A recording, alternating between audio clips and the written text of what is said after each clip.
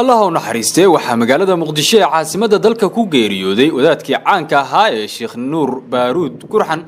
oo warar kala duwan ay ka soo baxayaan geeridiisa xilliga uu dhintay oo lagu kala duwan yahay iyo waliba wasaaradda caafimaadka dawladda federaalka Soomaaliya oo ay la kulmaysa geerida wadaadkaasi iyo wararka ku gadaaman xogo hoose oo martiina laga helayo iyo halka lagu aasayo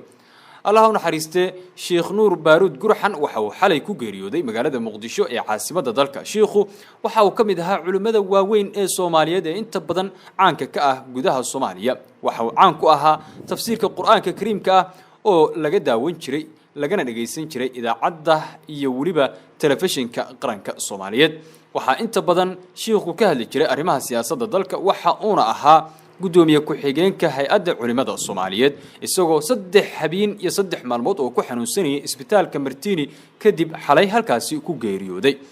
wararka la xiriira geerida wadaadkan Sheekh Nuur Baaruud Gurxan ayaa waxay sheegayaan isla markaana waxa soo baxaya xogo kala duwan oo geeridiisa ka soo baxaya xogo laga helayo waxay sheegayaan in wadaadku shalayba uu ku geeriyooday isbitaalka Martini isla markaana uu kamid ahaa dad aad u fara badan oo la sheegay inay u geeriyoodeen sababo la xiriira oxygen la'aan ka jirtay isbitaalka Martini walow wasaaradda caafimaadka dawladda federaalka Soomaaliya ay gaashaanka u darortay wararkaasi xoguhu waxay sheegayaan in wasaaradda caafimaadka dawladda federaalka Soomaaliya ay dib dhigtay shaacinta geerida Sheekh Nuur Baaruud Gurxan oo kamid ahaa culimada caanka ah ee Soomaaliyeed sababo la xiriira eedo 24 saac la soo dhaafay loo jeedinayay wasaaradda caafimaadka dawladda federaalka Soomaaliya oo la xiriira qaabka ay u maareynayso dadka la xanuunsanaya COVID-19 wasiirka wasaaraddaasi Dr. Fawziya Abikar Nuur oo telefishinka qaranka shalay ka hadashay waxay sheegtay inaysan jirin geeri aad u fara badan oo la xiriirta COVID-19 waxay si shaaca ka qaaday in dad ugu dhinteen COVID-19 gudaha isbitaal Martini waxay sidoo kale sheegtay in wasaaraddu ay bixinayso dadaal aad u dheeri ah si loo xakameeyo COVID-19 waxay sheegtay in ay yar yihiin dadka ay qaabileen balse waxay uga digtay shacabka in guryahooda ay ku sugnaadaan iyagoo la daala dhacaya COVID-19 wadaadkan caanka ah ee Sheekh Nuur Baaruud Gurxan oo inta badan siyaasadda Soomaaliya lagu dhaxarki jiray isla markaana kamid ahaa hay'adda culimada Soomaaliyeed gudoomiye ku xigeenna ka ahaa waxa uu kamid ahaa culimada ugu afdheer ee geeyiga Soomaaliya isla markaana ugu caansan waxa uu hadda sababsaday una geeriyooday cudurka COVID-19 waxaana wararku sheegayaan in oxygen la'aan ka jirta isbitaalka Martini iyo waliba oxygen-ta oo aad u yar awgeed wadaadkan uu kamid ahaa dadka ay noloshiisa galaafatay maadaama uu ahaa wadaad sida la sheegay cudurro kale oo kamida kuwa daciifiye jirka iyo waliba qofka uu horay u qabay isla markaana waxa la sheegay in uu halkaasi noloshiisa COVID-19 ku galaaftay waxa uu kamid yahay dad badan oo Soomaaliyeed oo isbitaalka Martini la sheegay in oxygen la'aan ay ugu geeriyoodeen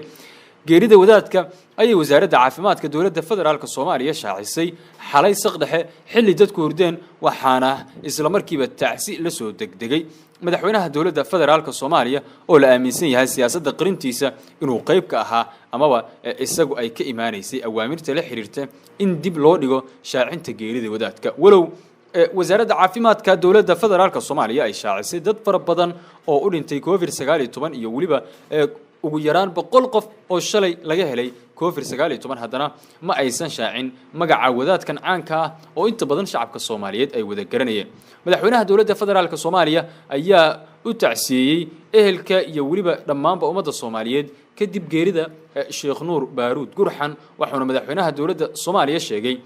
in Sheekh Nuur Baaruud Gurxan uga tacsiyeeyay geeridiisa qoyskii qaraabadii iyo guud ahaanba ummadda Soomaaliyeed ee uu ka geeriyooday Sheekh Nuur Baaruud Gurxan marxuumka waxa uu sheegay in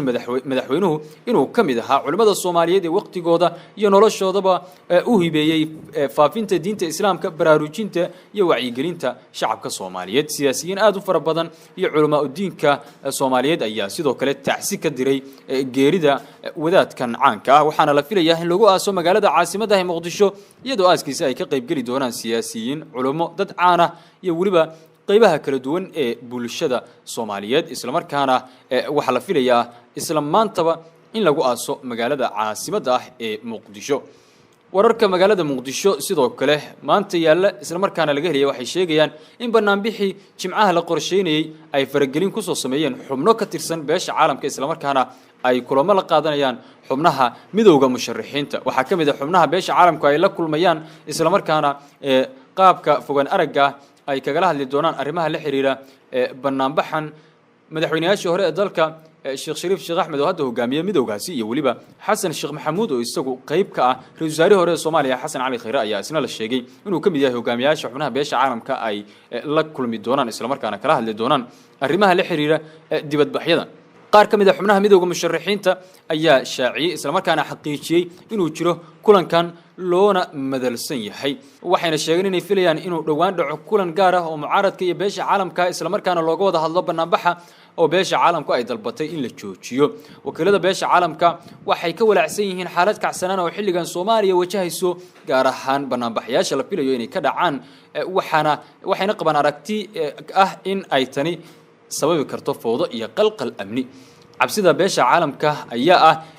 inay isku dhacaan baqdin ay ka qabaan ciidamada dawladda iyo dibadbaxyaasha kadibna ay taasi horseedo kacdoon shacab oo isku bedela dagaal u dhaxeeya dawladda iyo waliba dadka shacabka oo musharaxiintu u qayb ka yihiin golaha midowga musharaxiinta waxa ay mar kale shaaciyeen in toddobaadkan ay qaban doonaan banaanbax aad u ballaaran oo ay ka qayb gali doonaan waxaana soo baxaya aragtiyo kala duwan oo shacabka Soomaaliyeed ay ka muujinayaan banaanbaxan walow saamaynta COVID-19 laga yaabo in ay wax un saameyn ku yeelato dibadbaxan la shaaciyay iyo waliba ka qaybgalka xubnaha midowga musharaxiinta oo sheegay inay khudbado u jeedin doonaan dadka shacabka ee isugu yimaada daljirka Dahsoon